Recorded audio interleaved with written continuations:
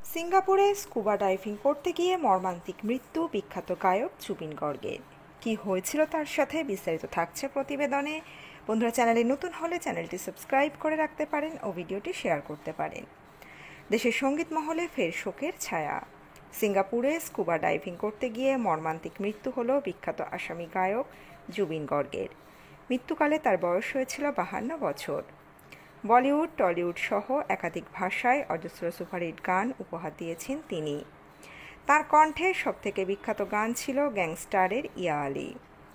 এছাড়াও তিনি সুপারস্টার দেবের মন মানে না, জিতের আওয়ারা পান সহ একাধিক গানে নিজের কণ্ঠ দিয়েছেন।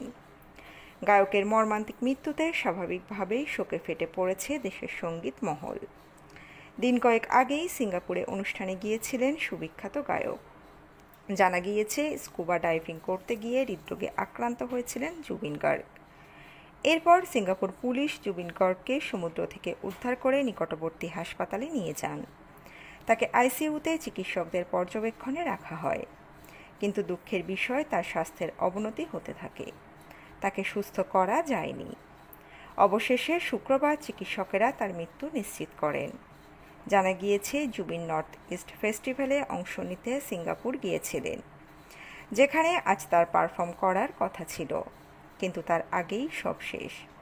তার মৃত্যুর খবর অসম এবং উত্তর পূর্বাঞ্চল জুড়ে শোকের পরিস্থিতি তৈরি করেছে।